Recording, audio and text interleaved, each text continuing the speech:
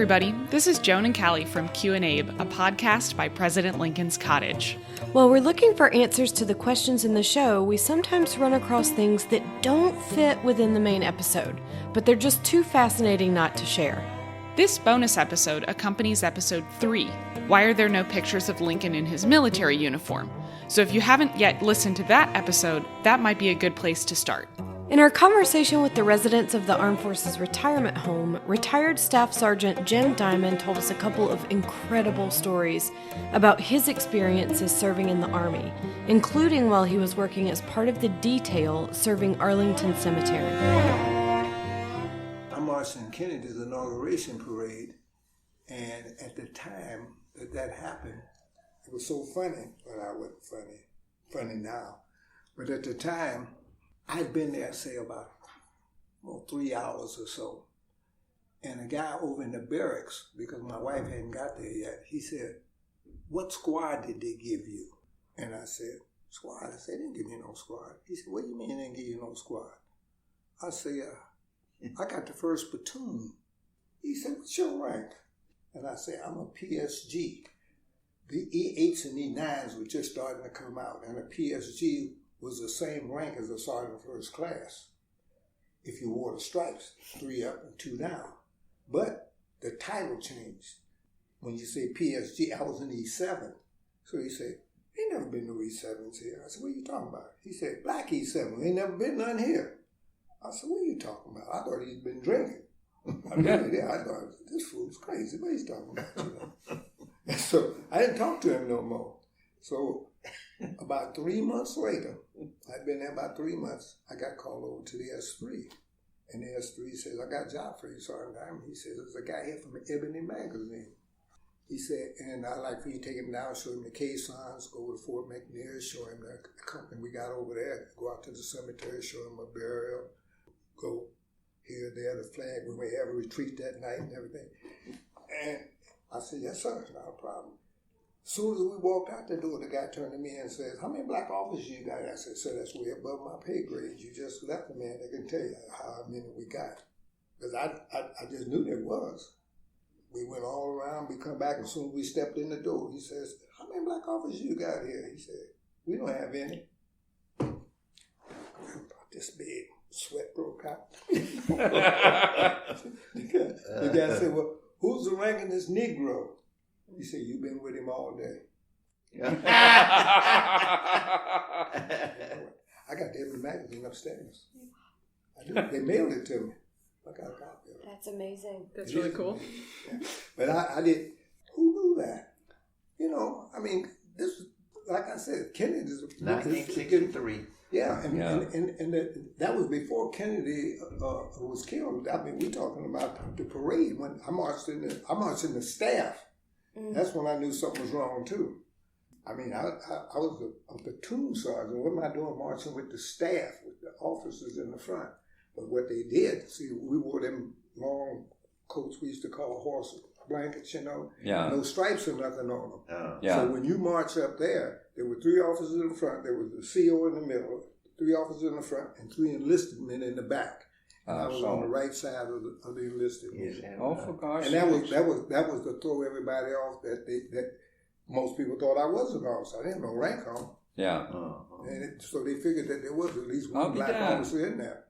They did that intentionally because they shouldn't have took me out of my company. My company was B Company. I shouldn't have been marching in the staff. I realized that later when I found out what was going on. Mr. Diamond also told us about how he came to join the infantry in the first place. I got the strangest story probably in this place. And I say that because of the fact that it was never my intention to be a soldier. Never. My intention was to learn to drive trucks after my 4 years, to get out, get me some driver's license, and to drive trucks.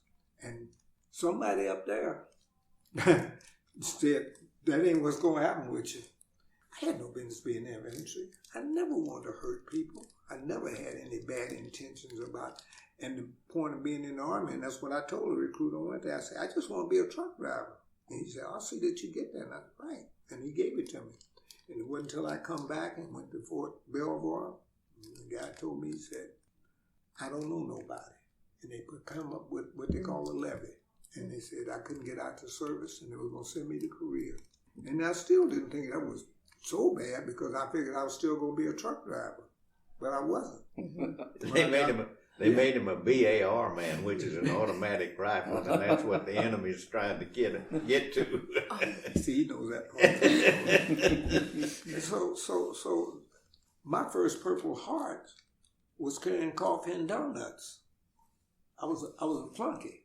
I was a black man. I had a white lieutenant who was an FO. I didn't know what an FO was. The first thing when the guy called me an FO, I said, man, you ain't got to talk to me like that. He said, no. I said, what's an FO? You know, yeah, it's kind of close to being an MF, you know, and I'm thinking, hey, you don't have to talk to me like that. So 6 days after being in service, I'm wounded. I get a Purple Heart. 6 days. Good Lord. Carrying coffee and donuts. See, I wasn't even fighting. I'm just bringing up the lieutenant's coffee and donuts. Oh, good God. So look how fast things happen. I don't know whether to laugh or cry. Well, I tell you, I didn't do either one. I didn't laugh or cry. I was just mad as hell.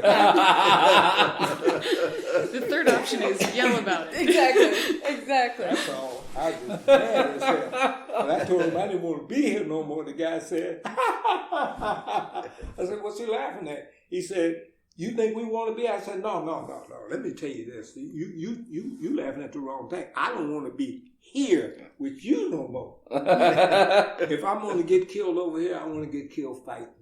Then I'm mad. See, I'm thinking, you send a letter back to my mom and tell her that I got killed, and you're going to tell her the truth that I was bringing up coffee to the lieutenant? Come on now. Now you said you got your first Purple Heart.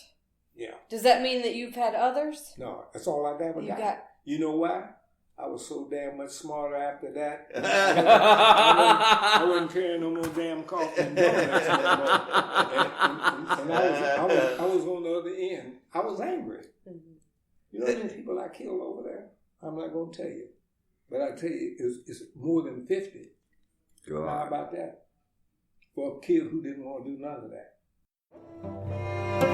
We hope you've enjoyed this little something extra. If you're looking for even more information on the topics from the show, please do check out our website for transcripts, show notes, and links to additional materials. We'll have a whole new set of questions coming up in Season 2 this winter. This episode was produced by me, Joan Cummins, and Callie Hawkins. Music for Q and Abe was written, performed, and is copyrighted by Clancy Newman. Q and Abe is possible thanks to generous supporters of President Lincoln's Cottage. To find out how you can support this podcast and other programming, visit www.lincolncottage.org. You can also write to us at podcast@lincolncottage.org. President Lincoln's Cottage is a home for brave ideas. Stay curious.